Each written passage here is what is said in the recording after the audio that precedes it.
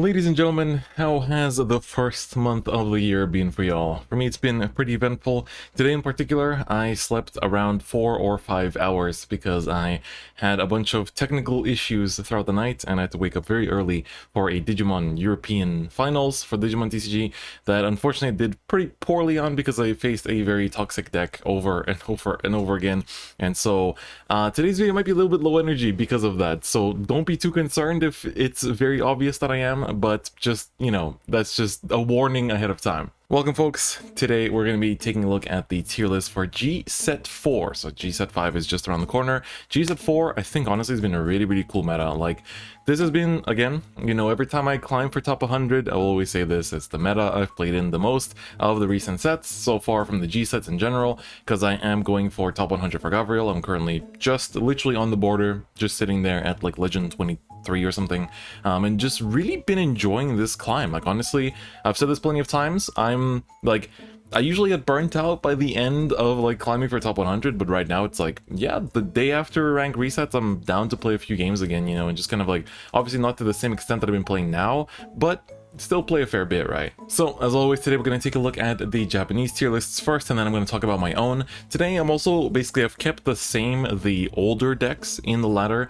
basically without shifting them around too much in order to kind of like reposition them so we don't spend too much time talking about all the old decks, and then we can spend more time talking about the new additions to this tier list, because I think that there's a lot of surprises in terms of what got supported and what's gotten really good, and also some big upsets too, so I think it's worth talking about for sure. So first things first, here we have Game With as usual, just to talk a little bit about like their placements of some decks. So you can see they have their, like, you know, their diagrams here and everything, and how they rate the certain decks, and you can kind of see where they're all rated very similarly in terms of power level, very few discrepancies in general.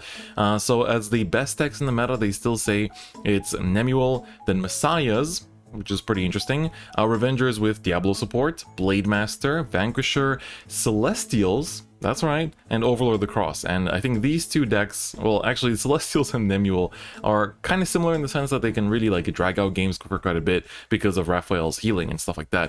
And then in tier 2 they put Chronojet at the very top, which is always interesting to me how like this is like a 23, but then like it's lower than the 22s in tier 1. Then we have Tavas, Brawlers, Lukier, Victor, Loris, Altmile, as well as a Perdition in here too. And then tier 3, oof, Gavriel, D-Robos, Gurgwig, Deleters, recent support, and some other stuff in here. Asha's still rated really low, which I definitely don't agree with. Fenrir as well. So that is the ratings by Game With. As usual, we briefly take a look at these. So now let's talk about my own. As usual, we have my nice little, you know, different tiers, no S's, no 1s, no 2s, just, you know, kind of like explaining things in words. So first things first, I want to readjust some of the decks in here. So really talk about like what has changed here in terms of their positioning. This has been wiped out. So let's kind of talk about what's from the underrepresented been popping up here in terms of these decks. So majority of them have not been popping up at all in my opinion, but I've actually been seeing more and more Musketeers as of late with the recent support, and I think it's viable, but at the same time it's kind of in here. Like, yes, granted, in set 2 it won the 0 CS for, you know, the set 2 meta, but I think that right now there's so much removal in the meta that like Musketeers, they basically just swing 3 times and like rely on Gladiolus or the Strides to kind of extend, but they have been popping up more and more and more, and also Maiden ofs have also been kind of popping up, but still maybe at the very bottom of like viable. I think they're kind of around here perhaps. So that's just kind of like readjusting this. The rest of these decks are definitely not popping up that much. We can talk about some of the other ones going into the viable tier and like whether they've been popping up at all or not. So personally speaking, these decks are starting to really phase out of ladder, like especially because I've been playing so much ladder lately. Like this used to pop up a lot, Amon used to pop up a lot, but it's just not been coming up at all. Maelstrom does come up here and there, Yasuya does come up here and there, Glendios honestly has not, but I think it still deserves to kind of like sit here. This, I think, like Regalias have been popping up more now because of the, you know, the Fenrir clan events that kind of like helped give them more generic good cards and strides and stuff. So think this could even go up to the top here together with Yasuye over here. Then PBD variants as well are basically just kind of around here as well, just viable, strong. I think same goes for Leopold. Been popping up more. Great Nature variants with Leopold have been actually kind of cropping up here and there every so often. Then D-Robos I think kind of are still here in this spot where they're kind of like at the bottom of like this like good slash strong, maybe actually going down to this spot, but they're very common. They're very common and they can steal wins, which I think is something worth of note, but realistically speaking, I think they're probably around somewhere around here, with these other decks that are quite fair and decent. MLB hasn't really been popping up as much, so I kind of want to knock it down a peg. I think it's still strong enough to be here, maybe at the bottom, but that's about it. Diablo, I think, honestly, the support hasn't really helped too much. There hasn't really been too many great additions to Mr. Diablo, so it's kind of going down to viable. I think MLB can still stick around here, to be honest, because there's more multi-attack decks like Messiah's running around, and therefore the 12k base from MLB will actually help out quite a lot. Lukier has been coming up a fair bit, actually. Lukier has really been up and up and up. I think Gurgut, on the other hand, has been knocking down more and more, and really nobody's playing it right now. Definitely needs more good strides. That's 100% what the case is right here. I almost want to put these, these two decks further down over here somewhere, because they've really not been treated too well by the ladder, let's say. The rest of these decks, I think, kind of like, maybe we'd put down Liberators down here a little bit, but I think the rest of them definitely are kind of like up here. This tier, I honestly think also is pretty interchangeable, but maybe like Brawlers can come up a little bit, but this whole like highly competitive tier is definitely staying the same.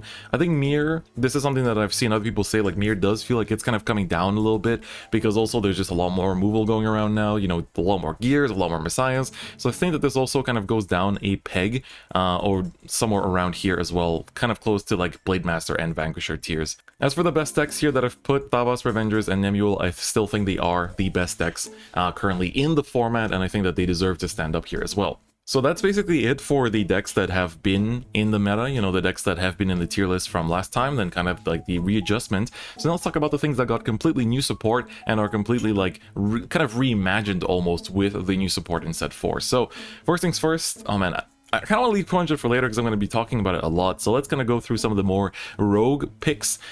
Sanctuary Guard. Sanctuary Guard is an interesting one. Does pop up here and there, mostly in terms of alt-mile variants. And I think it's just around here, kind of with MLB. They have a resist grade 1, which is really nice. And they also have more, like a really nice new stride, which also helps. But the deck hasn't been as common as I would like it to be. I think the deck actually does have a pretty good pop-up. And I've seen a few of the like high-level Japanese players that go to tournaments actually play with Sanctuary Guard a little bit on ladder. And I think that there is probably some spice, so maybe we need to look out for, next month's Zero Championship. Is it winter? I think it's still gonna be winter, right?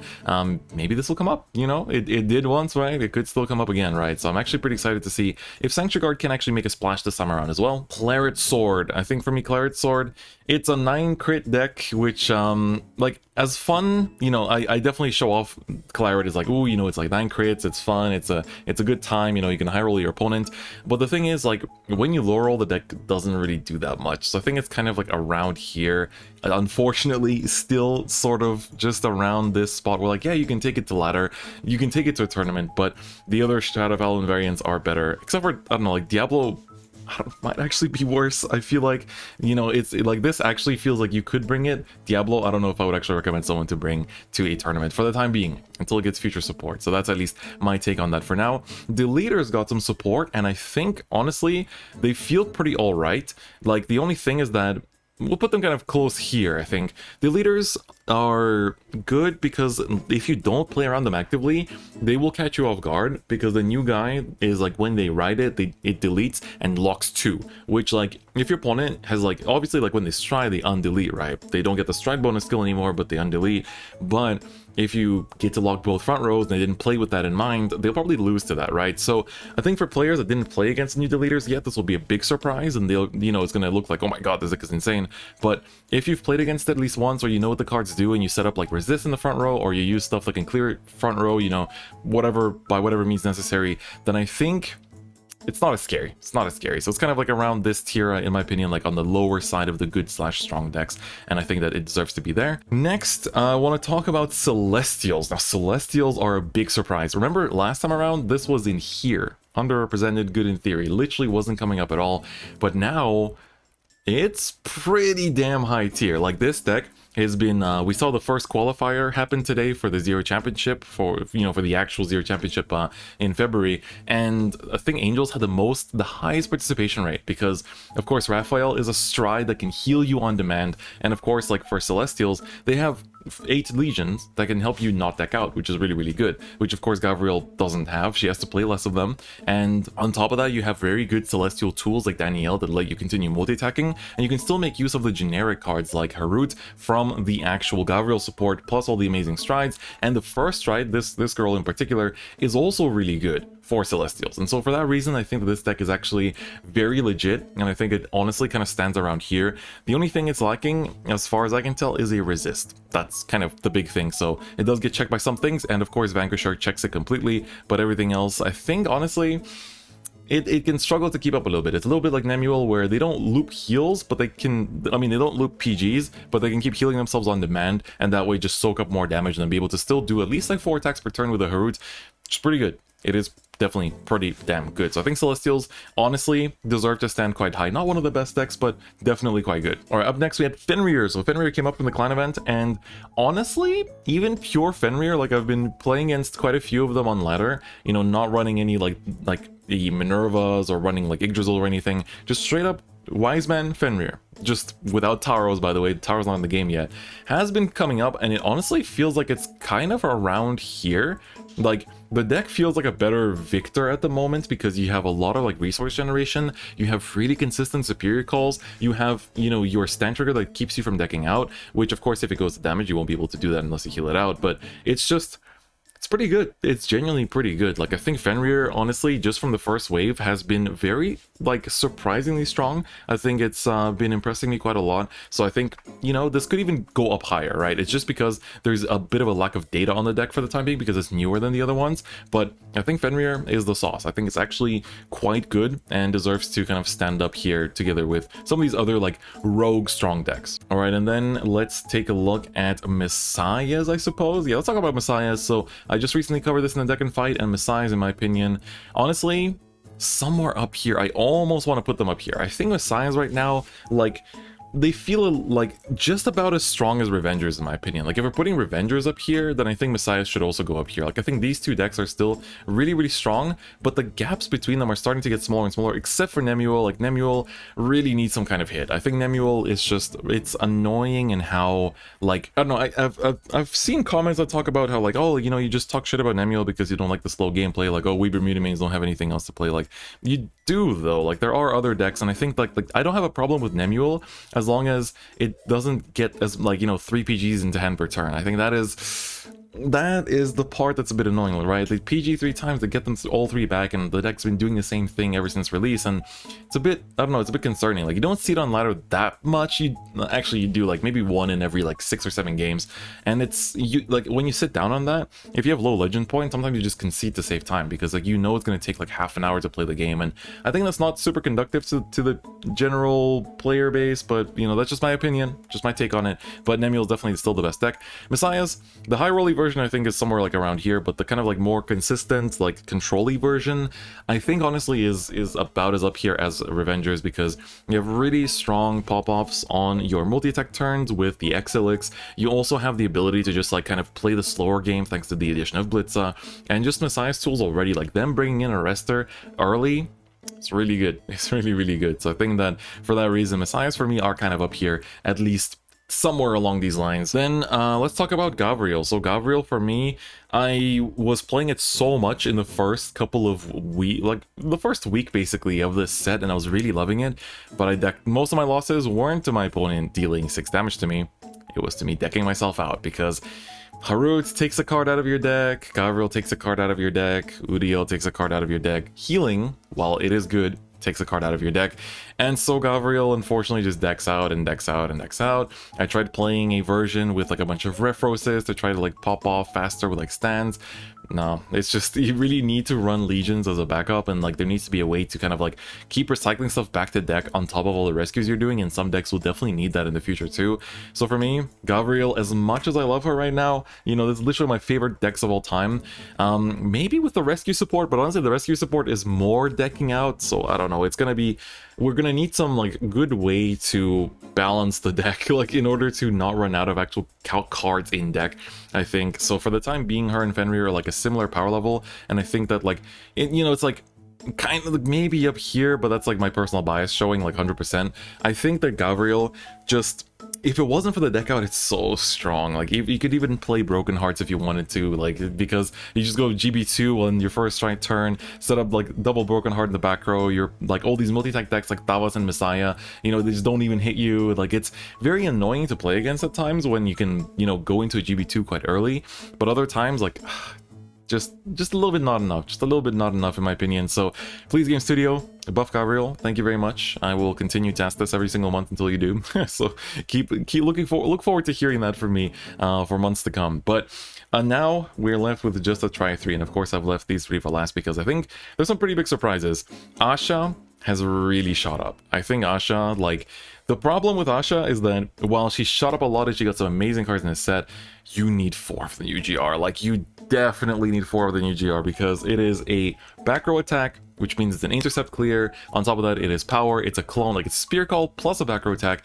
On top of that, they got a grade 2 that lets you like draw 3 from the non-hit, which is insanely good. And like just in general, the new parts that Asha got this set are really, really good. And like the deck isn't played much because it's that expensive, right? It's like if it was the best deck and it was cheap, like how Nemuel is, you'd see more of it on ladder. But she is a pretty expensive waifu deck to upkeep, so I think for that reason you won't see much of it because you do need 4 of the Dream Spinning Asha Stride, but when you see it, it's a little bit of a scary opponent to face off against. And like just in general, like one thing is to worry about, you know, their first stride that gets them a 4th attack, and then the Asha stride that gets them the back row attack, and then it's like you're on 5, you didn't heal out down to 4, they go Primavera, smack you like 5 times or 6 times with like a Gladiolus.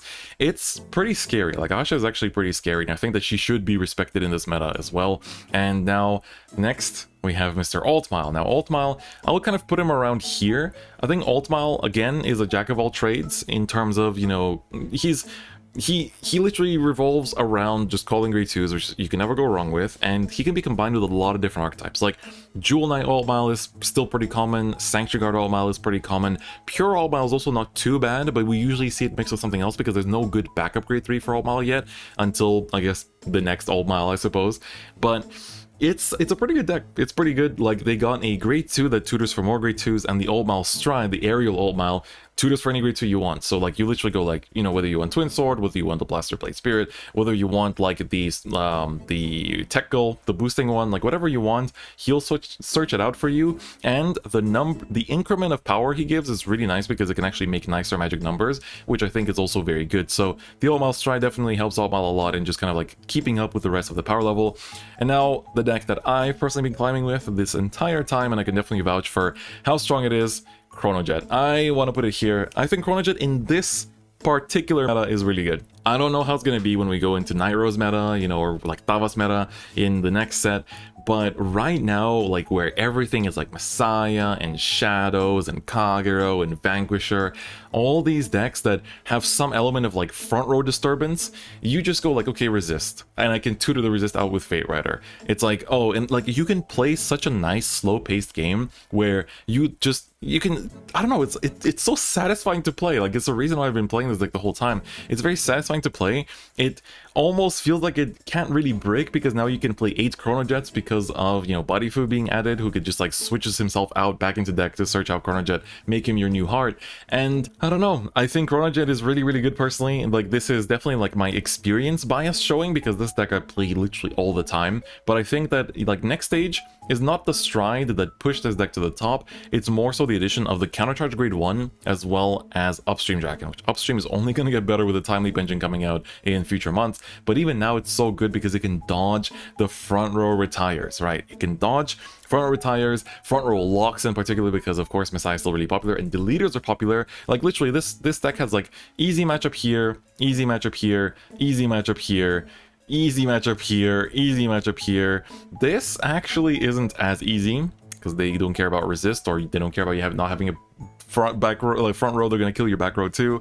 You know, like easy matchup against this, you can put a resist into your back row and they can never use the stride, which is pretty insane. You know, like easy matchup against this, like it's just in general, Chronojet can check so many things, and then it has equal matchups against a lot of other things. It's just here that we kind of struggle to really like play the long game, and that's where it kind of goes into deck out zone. So I personally It's a bit of my bias showing, but I do rate Chronojet really highly because of its ability to fight in the current meta. Now, when the meta changes next month, this might also change. We'll talk about that in a month's time, but that's basically my take on Chronojet, and that's my take on the current set 4 meta. I think this is more or less how I envision it, kind of like how I see the current decks rank up to each other. Like, nothing is really struggling, I guess, outside of like these, or I mean, I guess we can put this down, but it's honestly like, I don't really know if I would really put it this low. If I could really like let my bias show, I'd put these decks down here too, because I think they've honestly not been doing too hot in the current format. But that's just kind of how it's looking. We'll keep Musketeers in here. Struggle Streak and Chill alone for this week, or for this month rather. So yeah, there you go. That's the tier list for set 4. Set 5 is coming out in just a couple days. February 1st we'll do a big stream. Of course, in the morning we'll do some gacha pulls and catching up on all the new content, you know, new story content, reading through all the new cards. Then there's a Tuesday stream as usual happening at 1 p.m. GST, and there's also Shadowverse update that I hope drops before we're done. That'd be nice to open some packs on top of that. So February 1st is going to be a very eventful day, so make sure you follow the Twitch to stay notified and see all the good action live for yourself. But yeah, Zero is still really fun, honestly. Even after Master Duel coming out, like, I've been really enjoying this climb, and honestly, like, Master Duel, I've finished almost everything that there is to do, and I've been enjoying just playing Zero again, because honestly, there's just more things to do here. There's more things to do here. I've never felt like I have nothing to do in Zero, because the rank is always going to be there, right? So yeah, that's my take on it. A little bit of extra spice at the end, just to drop on top of everything. So yeah, let me know your thoughts in the comments below, what you think of the tier list, how you would rate these decks, you know, some things you disagree with or agree with. Let me know in the comments, and of course, like the video if you haven't, and of course, subscribe too. Very important. Please do subscribe if you haven't already. But otherwise, I'm going to see you guys next time. Bye-bye.